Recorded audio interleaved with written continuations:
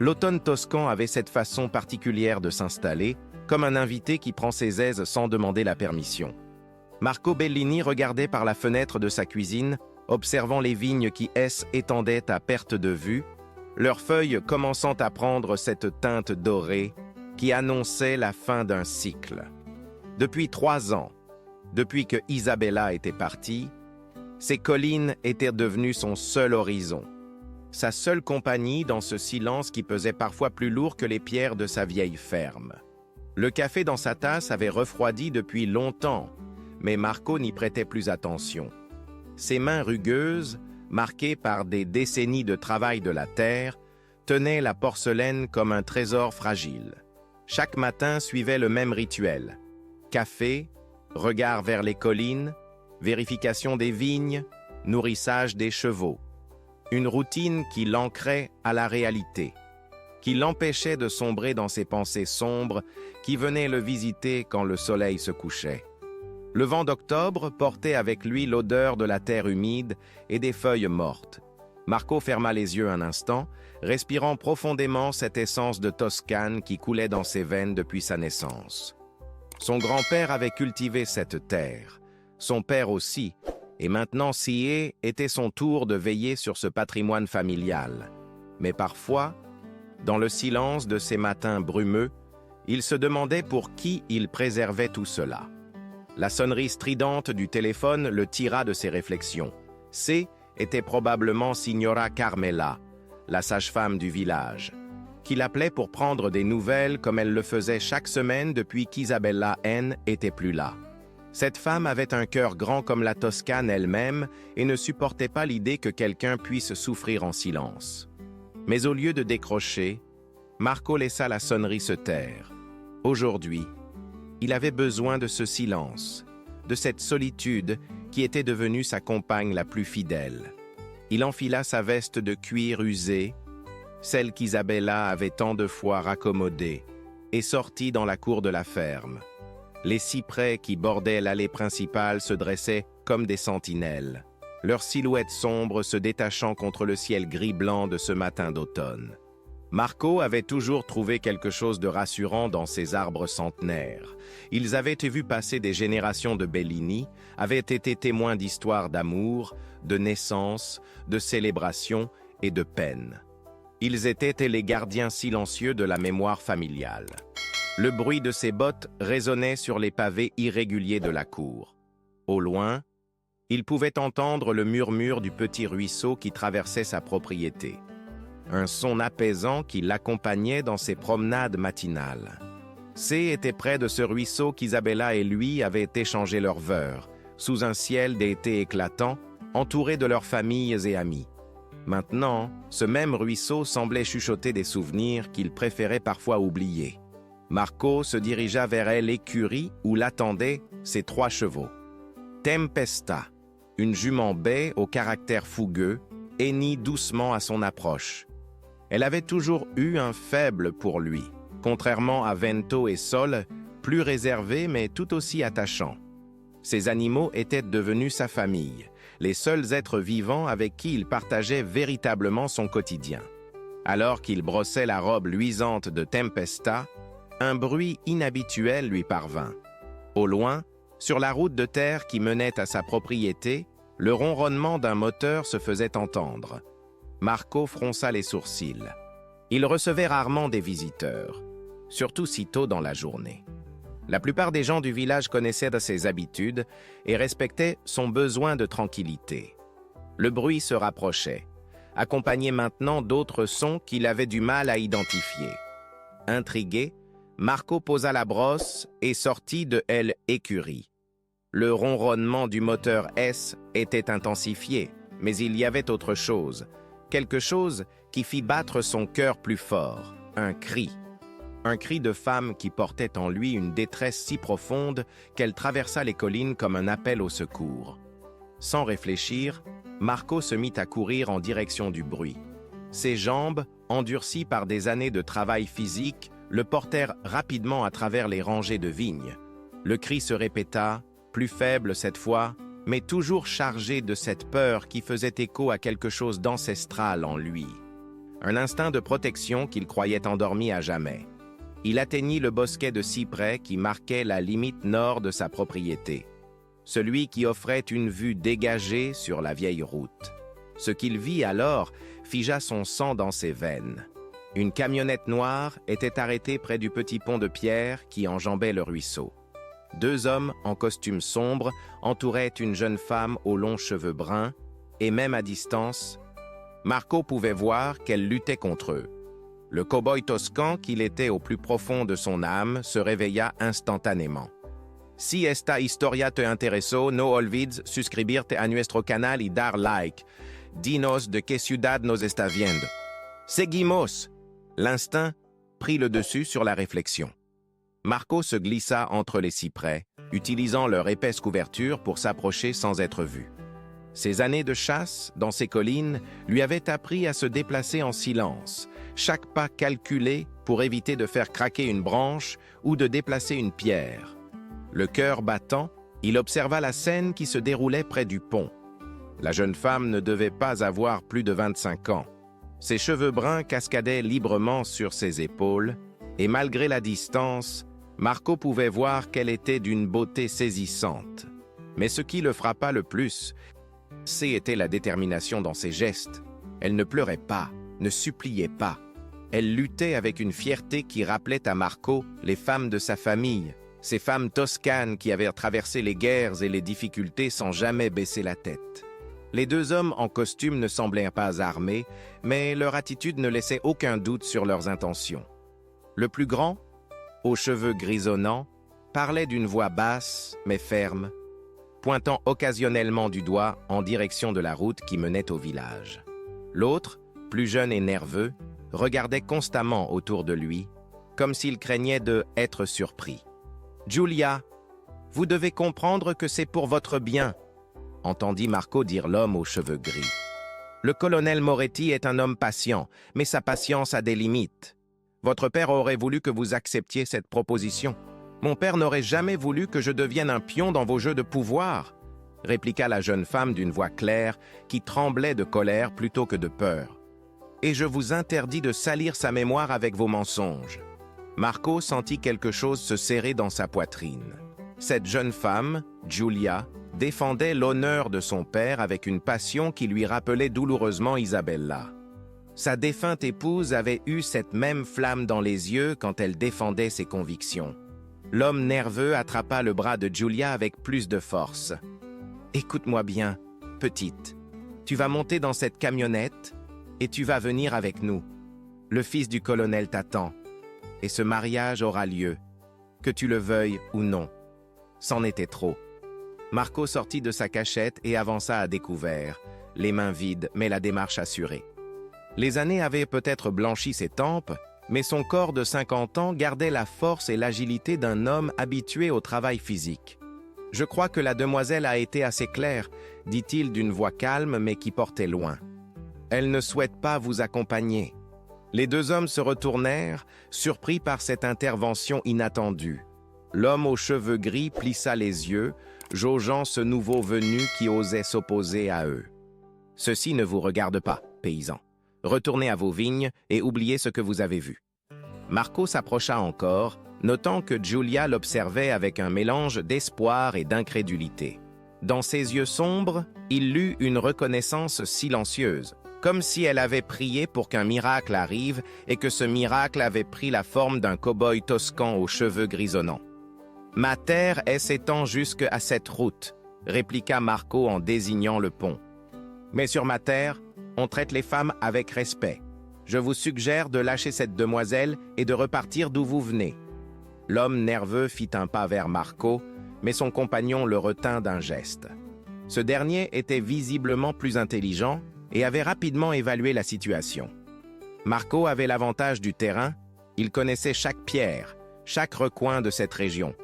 De plus, un scandale public ne servirait pas les intérêts du colonel Moretti.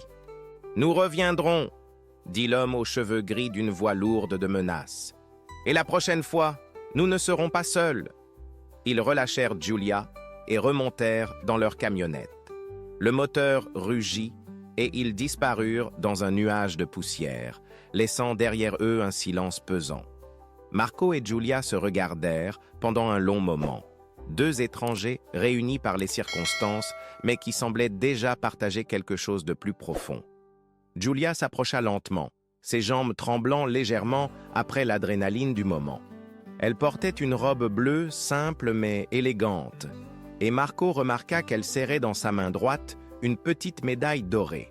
« Grazie », murmura-t-elle, sa voix maintenant teintée de émotion. « Je suis Giulia Romano. »« Marco Bellini », répondit-il en inclinant légèrement la tête. « Et vous n'avez pas à me remercier.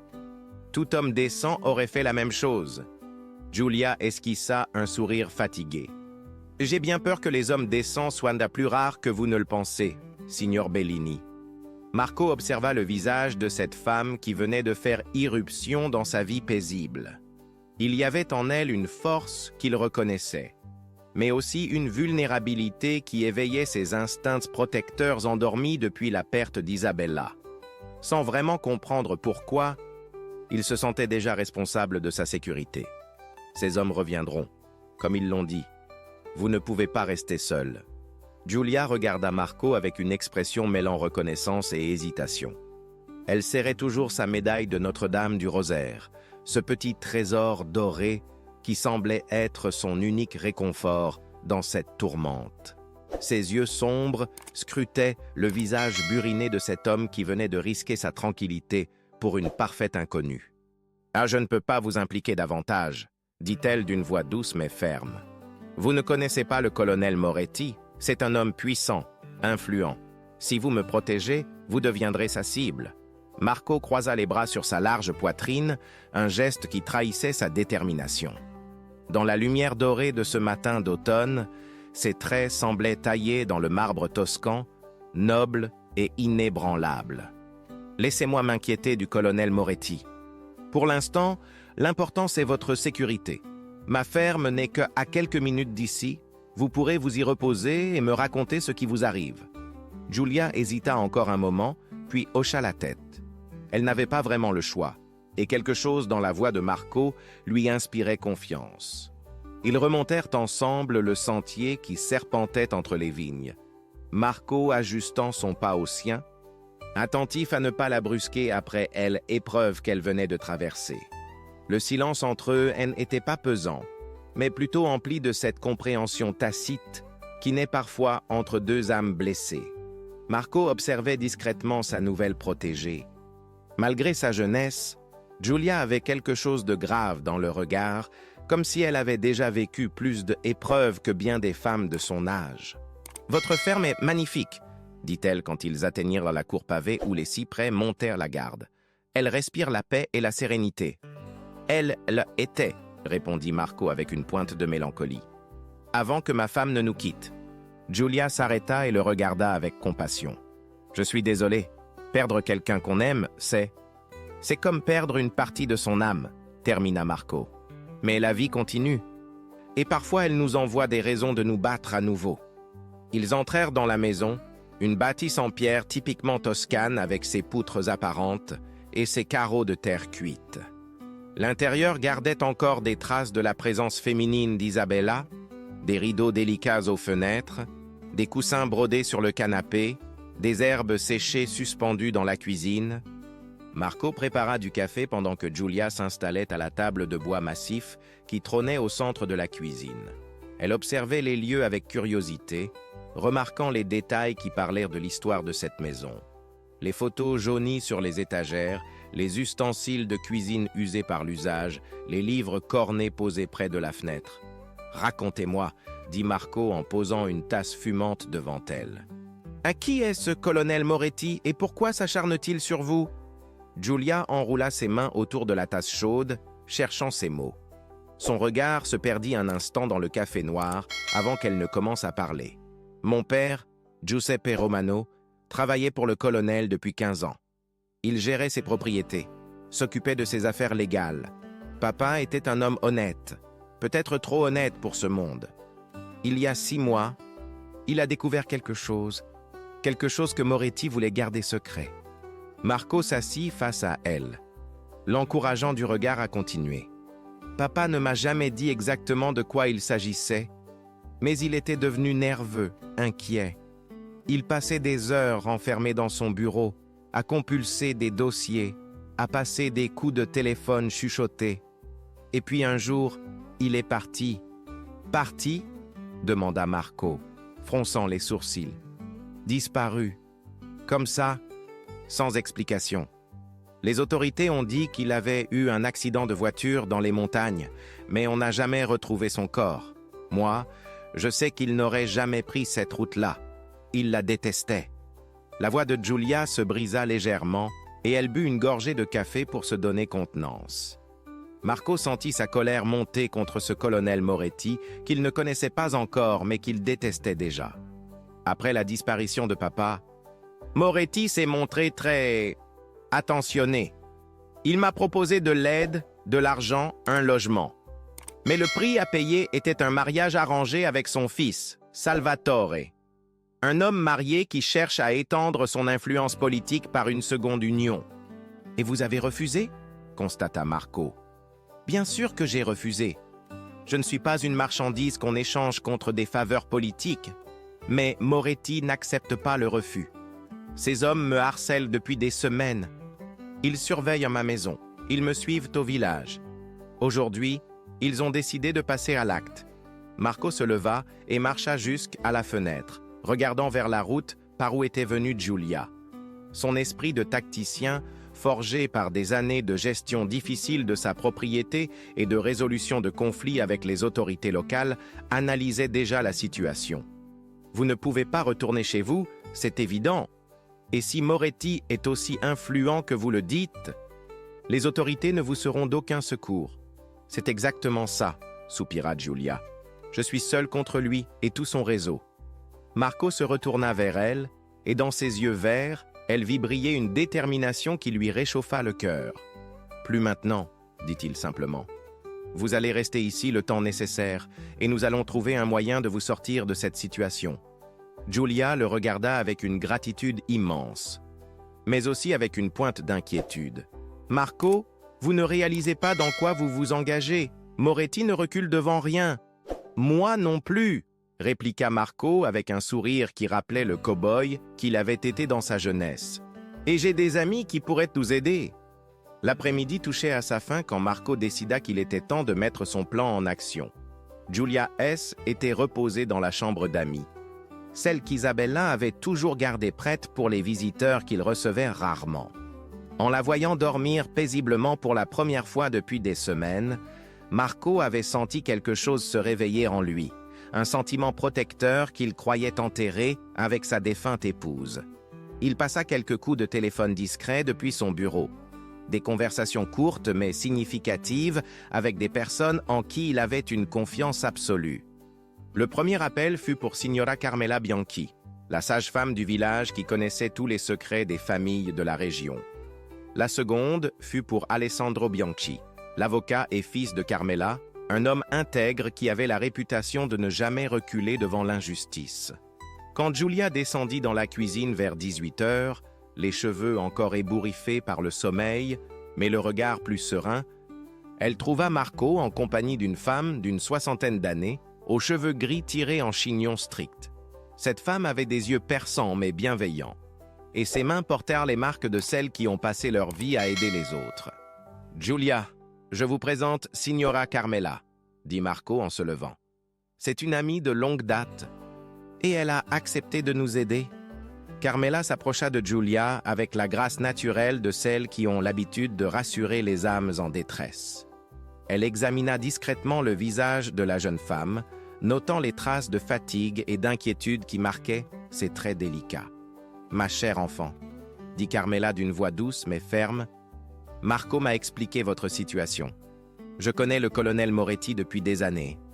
Et croyez-moi, ce n'est pas un homme avec qui on peut raisonner, mais nous avons nos propres ressources. » Giulia s'assit à la table, intriguée par l'assurance de cette femme qui semblait connaître tous les secrets de la région. « Que savez-vous exactement sur Moretti ?» demanda-t-elle. Carmela échangea un regard significatif avec Marco avant de répondre. « Plus que vous ne l'imaginez, j'ai aidé à mettre au monde la moitié des enfants de cette région. y compris ceux des familles les plus puissantes. Les gens me font confiance, ils me racontent leurs problèmes, leurs peurs, et parfois, ils me révèlent des choses qu'ils ne devraient pas dire. Un bruit de moteur dans la cour interrompit leur conversation. Marco jeta un coup d'œil par la fenêtre et sourit en voyant une élégante berline noire se garer près de la fontaine de pierre. « Alessandro arrive », annonça-t-il. « Le fils de Carmela, c'est un avocat, et il va nous aider à comprendre vos droits légaux dans cette affaire. » Alessandro Bianchi était un homme de 40 ans, aux allures soignées, avec des cheveux noirs légèrement grisonnants aux tempes et des yeux intelligents derrière des lunettes fines. Il portait un costume de bonne coupe, mais pas ostentatoire, donnant l'impression d'un professionnel compétent, mais accessible. En entrant dans la cuisine, il salua chaleureusement Marco et embrassa sa mère avant de se tourner vers Giulia avec un sourire rassurant. « Mademoiselle Romano, ma mère m'a expliqué votre situation. Je dois d'abord vous dire que vous avez eu raison de chercher refuge ici. Marco est l'homme le plus honorable que je connaisse. » Giulia observa ce nouveau venu avec curiosité. Il y avait en lui quelque chose de rassurant, une autorité naturelle tempérée par une gentillesse évidente. « Pouvez-vous vraiment m'aider contre Moretti ?» demanda-t-elle directement. Alessandro s'assit à la table et sortit un carnet de cuir de sa veste. « Cela dépend de plusieurs facteurs. Tout d'abord, avez-vous des preuves de ce harcèlement? Des témoins? Des documents ?» Giulia secoua la tête avec découragement. « Moretti est trop intelligent pour laisser des traces. Ces hommes ne me menacent jamais directement.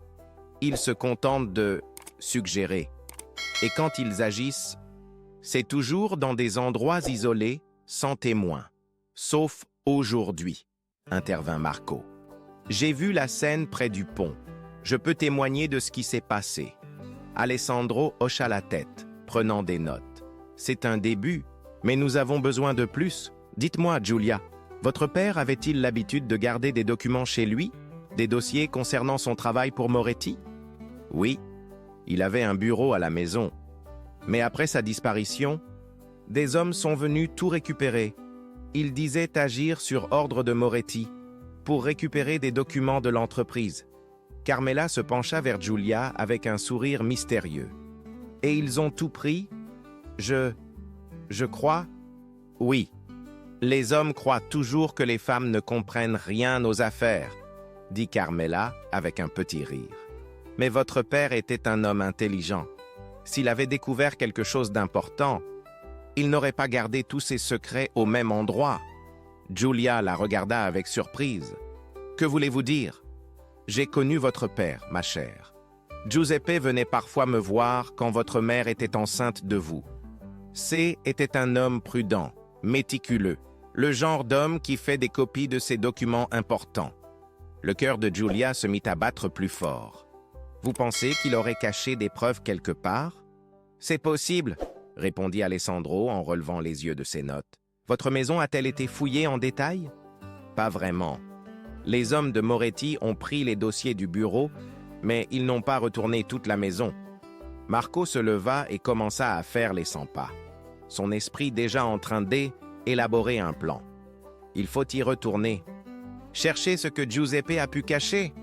C'est trop dangereux, » protesta Giulia. « La maison est surveillée. »« Pas nécessairement, » dit Carmela avec un sourire énigmatique. « Demain, c'est jour de marché au village. Tout le monde sera occupé, y compris les hommes de Moretti. Et une vieille sage-femme qui rend visite à une orpheline pour s'assurer qu'elle va bien, c'est tout à fait normal. » Alessandro referma son carnet et regarda tour à tour Marco et sa mère. « Vous proposez vraiment d'aller fouiller cette maison? » « Nous proposons de rendre justice à Giuseppe Romano, » répliqua Carmela fermement, « et de donner à sa fille les moyens de se défendre. » Giulia sentit les larmes lui monter aux yeux.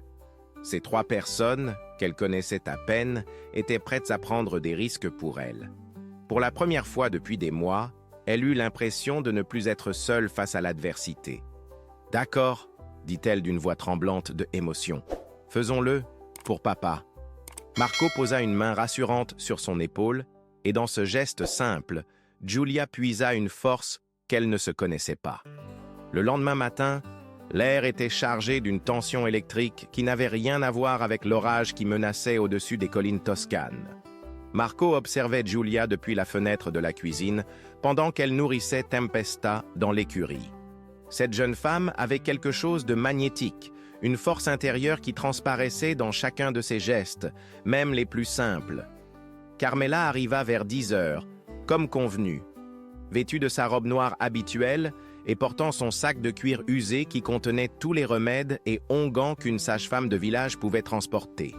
Son visage affichait l'expression parfaite de quelqu'un qui effectue une visite de routine à une jeune femme en difficulté.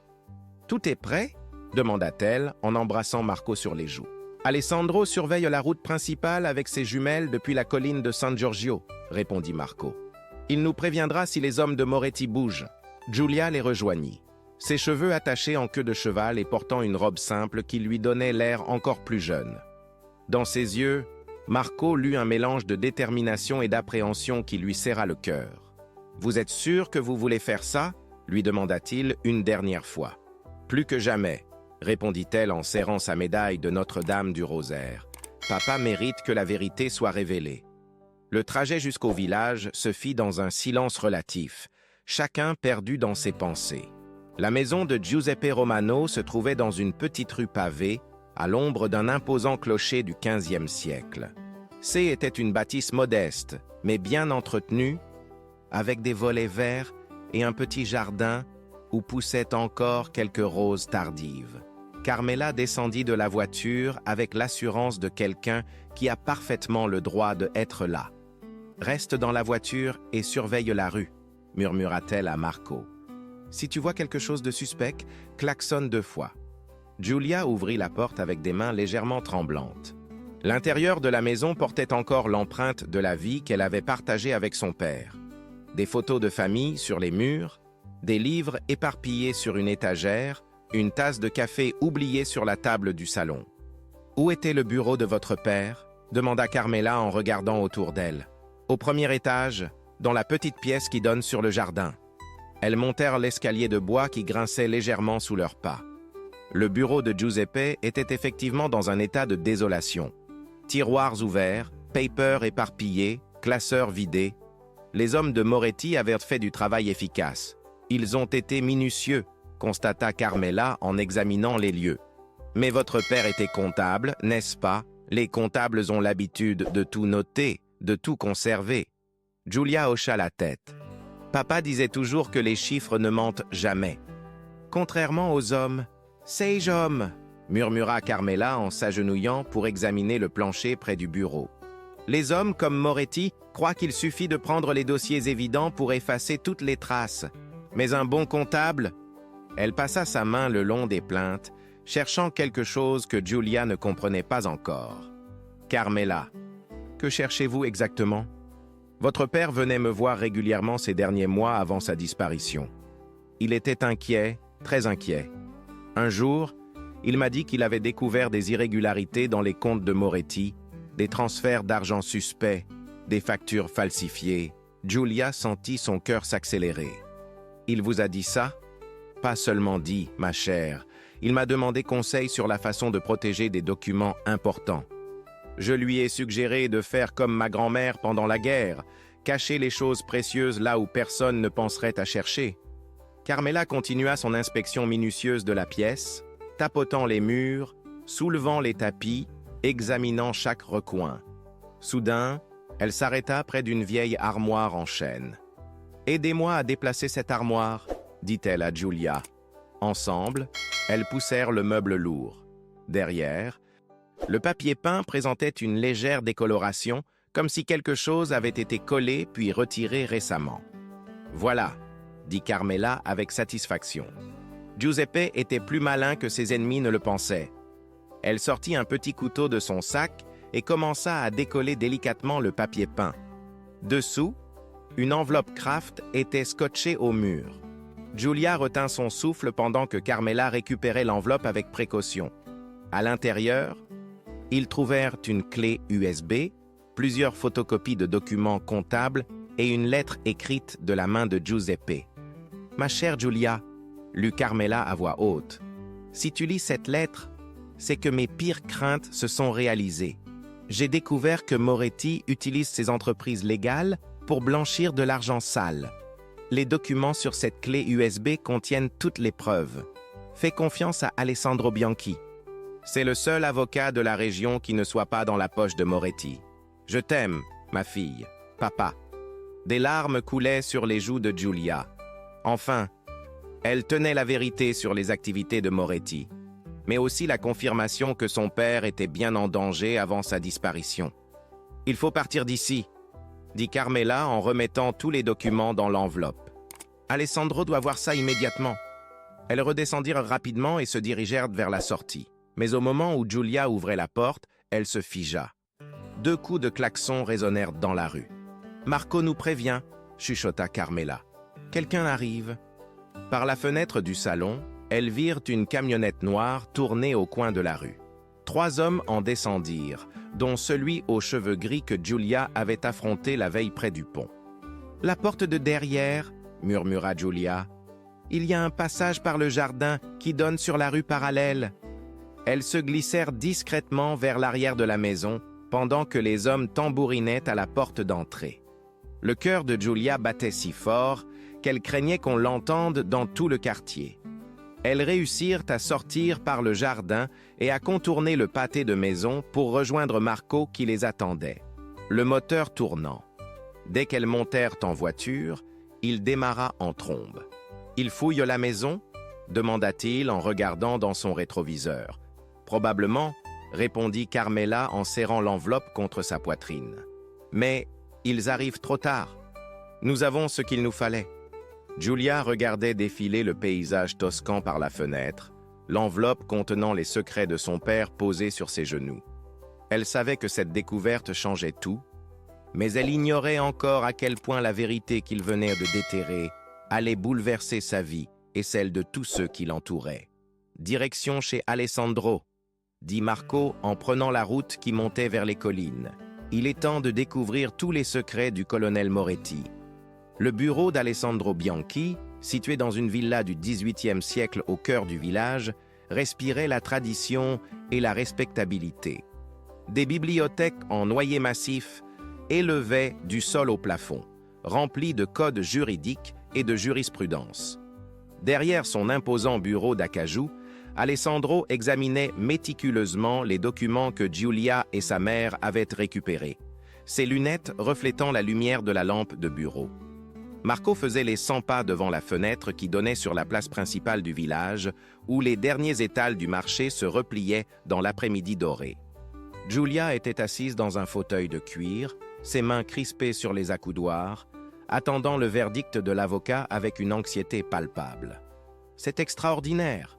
murmura finalement Alessandro, en relevant les yeux de l'écran de son ordinateur portable où s'affichaient les fichiers de la clé USB.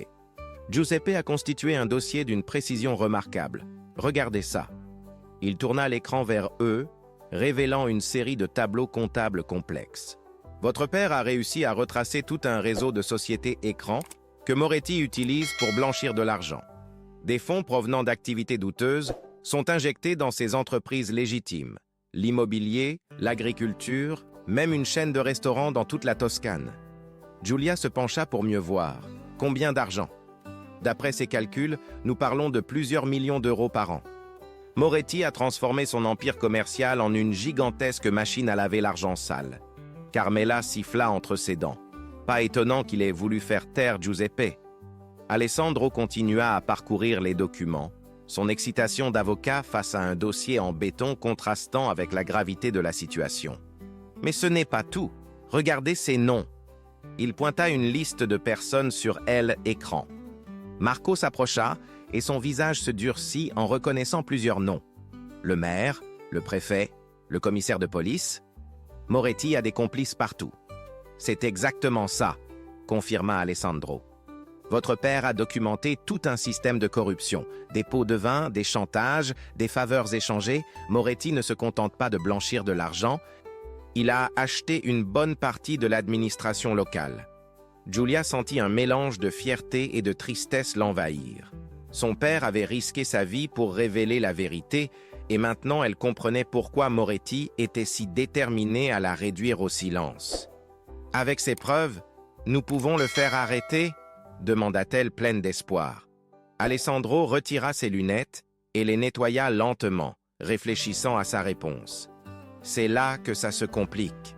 Regardez cette liste de noms corrompus. Comment porter plainte quand le commissaire de police, le procureur et la moitié des juges du tribunal sont impliqués? Le silence s'abattit sur la pièce. Marco arrêta de marcher et se tourna vers Alessandro. Il doit bien y avoir quelqu'un d'honnête dans cette région. Il y en a, mais ils sont rares et ils ont peur. Moretti règne par la terreur depuis des années. Ceux qui l'ont défié ont disparu. Giulia frissonna en pensant au sort de son père. Alors nous ne pouvons rien faire? Alessandro remit ses lunettes et se carra dans son fauteuil, l'air pensif. Je n'ai pas dit ça.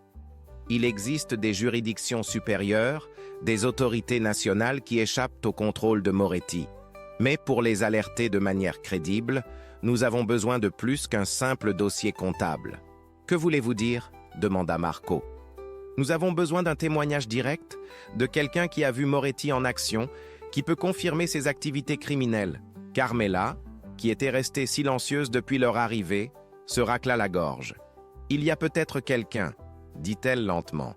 « Quelqu'un que nous n'avons pas encore considéré. » Tous les regards se tournèrent vers elle. « Qui ?» demanda Giulia. « Salvatore Moretti, le fils du colonel. » Alessandro fronça les sourcils. « Le fils ? Mais c'est lui qui était censé épouser Giulia dans ce mariage arrangé. »« Exactement, » dit Carmela avec un sourire mystérieux. « Et si ce mariage ne se faisait pas seulement pour des raisons politiques? Et si Salvatore cherchait désespérément à échapper à l'emprise de son père ?» Marco la regarda avec incompréhension. « Je ne vous suis pas. » Carmela se leva et se dirigea vers la fenêtre, observant la place du village qui se vidait lentement. « Il y a 3 mois, j'ai reçu une visite surprenante. Salvatore Moretti est venu me voir, prétendument pour des problèmes de santé. Mais en réalité, il voulait parler. Il m'a confié qu'il était prisonnier de son nom, de la réputation de son père. Il rêvait de partir, de recommencer sa vie ailleurs. Et vous pensez qu'il accepterait de témoigner contre son propre père ? Demanda Giulia, incrédule. Il y a plus, continua Carmela. Salvatore m'a dit qu'il était au courant des activités de son père, qu'il avait même été forcé d'y participer parfois. Il portait un fardeau énorme, celui de connaître la vérité sans pouvoir la révéler. Alessandro se redressa dans son fauteuil, soudain très intéressé. Si Salvatore acceptait de témoigner, avec les documents de Giuseppe, nous aurions un dossier solide, suffisant pour alerter les autorités nationales et déclencher une enquête approfondie. Mais comment l'approcher ? Demanda Marco. Il est surveillé en permanence par les hommes de son père. Giulia, qui avait écouté elle échange en silence, se leva soudain. Il y a un moyen, dit-elle, sa voix tremblant légèrement. Salvatore doit venir au village demain soir. Il y a une réception à la mairie pour l'inauguration de la nouvelle bibliothèque. Tout le gratin local y sera, y compris lui. Alessandro hocha la tête. C'est effectivement une occasion. Mais comment l'aborder sans éveiller les soupçons? Giulia prit une profonde inspiration avant de répondre. J'irai le voir. Je lui dirai que j'ai réfléchi à sa proposition de mariage, que je veux en discuter avec lui en privé. Absolument pas, s'exclama Marco en se précipitant vers elle. C'est beaucoup trop dangereux. Marco a raison, renchérit Alessandro. Si Moretti découvre votre jeu, c'est notre seule chance, insista Giulia, ses yeux brillants de détermination. Salvatore est peut-être notre seul espoir de faire triompher la justice pour papa. Carmela s'approcha de Giulia et posa une main maternelle sur son épaule. « Ma chère enfant, êtes-vous sûre de vouloir prendre ce risque ?» Giulia regarda tour à tour ces 3 personnes qui étaient devenues sa nouvelle famille, sa nouvelle force. Dans leurs yeux, elle lut à la fois l'inquiétude et l'admiration. « Oui, » dit-elle fermement. « Pour papa, pour la vérité, et pour toutes les personnes que Moretti a fait souffrir. Je le ferai. » Marco sentit son cœur se serrer. Cette femme courageuse était en train de s'exposer au plus grand danger de sa vie.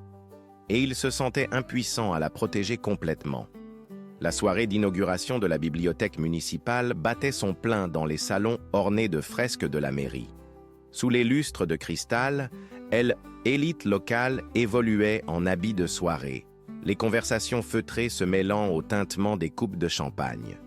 Julia, vêtue d'une robe bleu nuit que Carmela avait insisté pour lui prêter, observait discrètement l'assemblée depuis l'entrée du grand salon.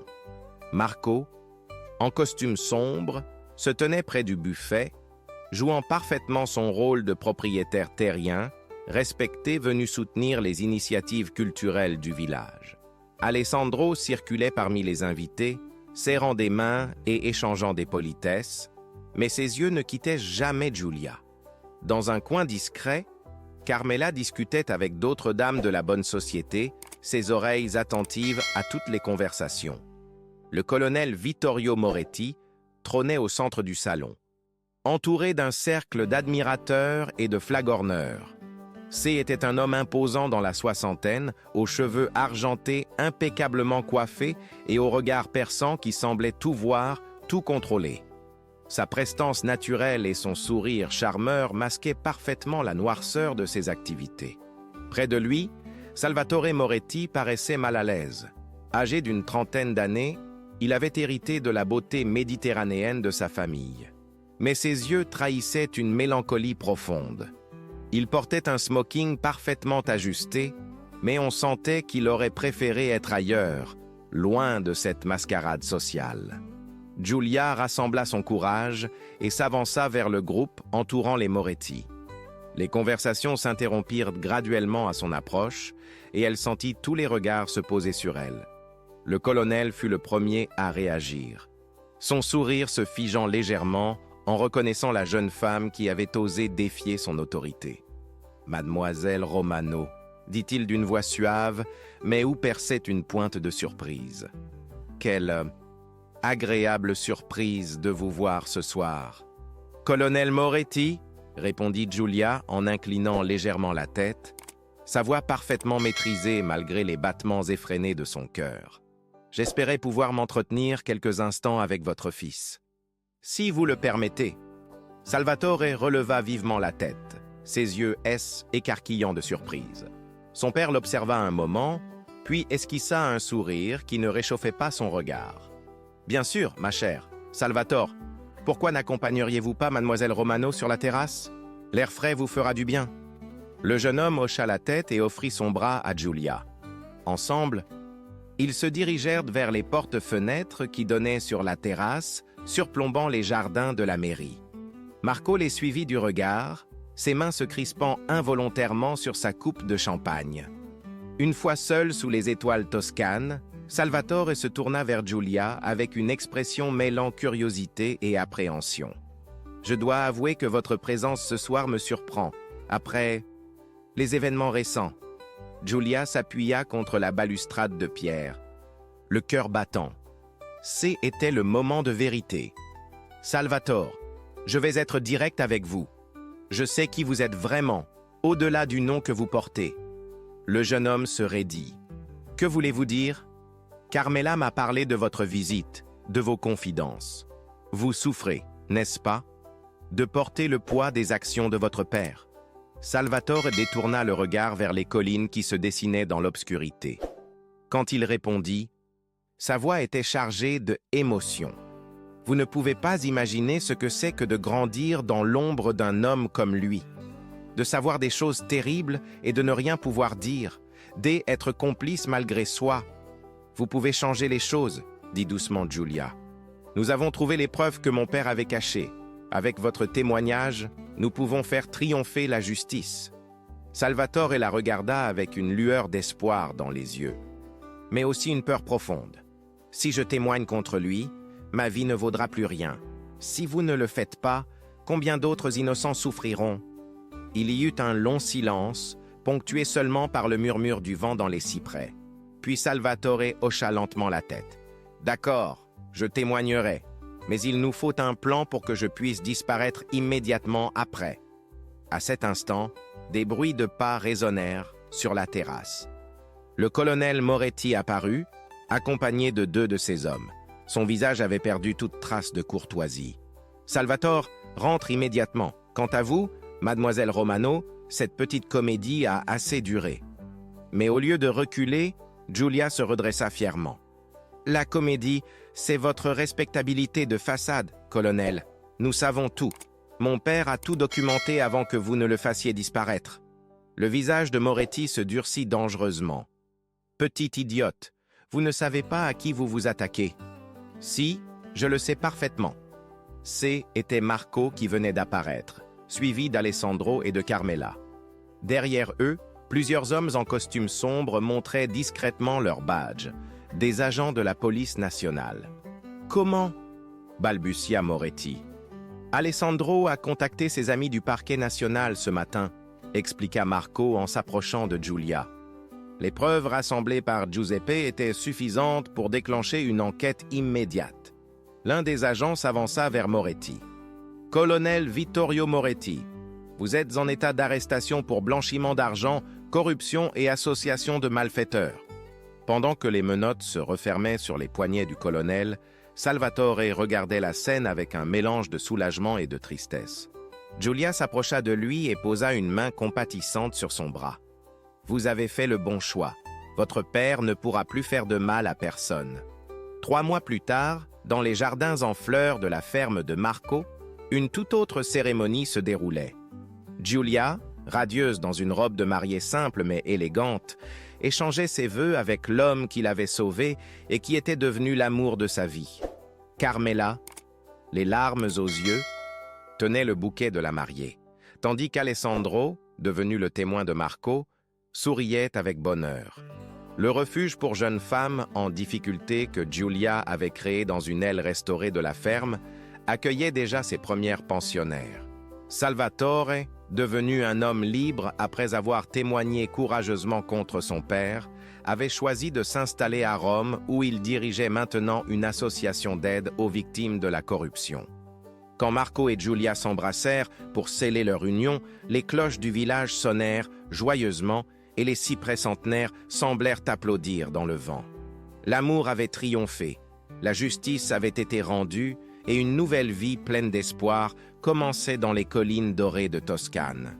Chers spectateurs, nous espérons que l'histoire de Marco et Giulia vous a touché au cœur. Cette belle histoire d'amour et de courage nous rappelle que même face aux plus grandes adversités, l'amour et la vérité finissent toujours par triompher. Pour suivre d'autres récits aussi captivants, nous avons préparé une playlist spéciale avec des histoires qui vous feront vibrer des émotions.